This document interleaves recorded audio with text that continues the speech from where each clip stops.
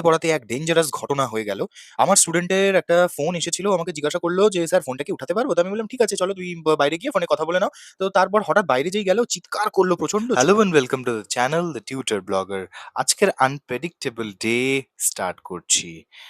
প্রায় বাজে ৫:৩০ উঠে তোমাদের জন্য সবথেকে ফার্স্ট টাইম ল্যাপস করলাম। কি সুন্দর মেঘগুলো যাচ্ছিল আর দেখতে, দেখতে সূর্য উঠে আসলো। তারপর লুসি বেরিয়ে এসে খেলাধুলা করছিল যেরকম ও ইউজুয়ালি করে। আমার হ্যাপি ডগি সবসময় ও খুশি আর লাফালাফিও করতে খুব পছন্দ করে, খুব ভালোবাসে ও লাফালাফি করতে। দেখো কত এক্সাইটেড, সারাক্ষণ লাফিয়েই যাচ্ছে। দেখতে দেখতে সময় হয়ে এলো। মাকে বললাম তাড়াতাড়ি করে রান্নাটা বসাও, কারণ খেয়ে দিয়ে আমাকে বেরোতে হবে শিলিগুড়ির জন্য। আজ মা সোয়াবিন আলুর তরকারি করছে, ফোড়নগুলো দিয়ে দিল। এবার পেঁয়াজ-টেয়াজ কেটে দিয়ে রান্নাটাকে শেষ করবে। তাড়াতাড়ি করে আমি সেই টাইমের মধ্যে স্নানটাও করে নিলাম, তার মধ্যে আবার খেতেও হবে তাড়াতাড়ি করে। খাওয়া হয়ে গেছে, এবার বেরিয়ে পড়লাম সবকিছু ব্যাগ-ট্যাগ গুছিয়ে নিয়ে চলে যাচ্ছি। প্রায় 8:30 বাজে এখন। পৌঁছে গেছি, কাজ হয়ে গেছে, আবার চলে যাচ্ছি। এখন বাজে ১:১৫, বেরিয়েই দেখলাম আনারস বিক্রি হচ্ছে। আনারসগুলোকে হাতে নিয়ে দেখলাম দারুণ ছিল, গন্ধও খুব সুন্দর।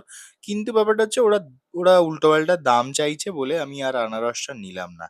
তারপর বাড়ির দিকে চলে গেলাম। বাড়ি ঢুকে দেখি সামনে যে নারকেল গাছটা আছে সেটা যেন নড়ছে। ভালো করে নোটিস করে দেখলাম উপরে একটা লোক উঠেছে, দড়ি ঝুলছে আর উপর থেকে এক এক করে নারকেলগুলোকে পাড়ছে। ডাব পাড়েনি, অত ডাব ছিল না, তো নারকেলগুলোকে পাড়ছিল। তো বাড়িতে খাওয়া দাওয়া করে স্নান হয়ে যাওয়ার পরে খেয়ে দেয়ে বিকালের দিকে বেরিয়ে পড়লাম ৩টের সময়। চলে যাচ্ছি পড়াতে। বাড়ির দিকে যাচ্ছি এখন, পড়িয়ে চলে যাব বাড়িতে। আজ পড়াতে পড়াতে এক ডেঞ্জারাস ঘটনা হয়ে গেল। আমার স্টুডেন্টের একটা ফোন এসেছিল। আমাকে জিজ্ঞাসা করলো যে, "স্যার ফোনটা কি উঠাতে পারবো?" তো আমি বললাম, "ঠিক আছে চলো তুমি বাইরে গিয়ে ফোনে কথা বলে নাও।" তো তারপর হঠাৎ বাইরে যেই গেল চিৎকার করলো প্রচন্ড জোরে। তো আমরাও গেলাম বাইরে দৌড়ে, দৌড়ে। তো গিয়ে দেখি সাপ একদম ওর পায়ের কাছে। তো ও খুব একদম নার্ভাস হয়ে গিয়েছিল। তারপরে তো ওকে বললাম, "চুপচাপ দাঁড়িয়ে থাকো।"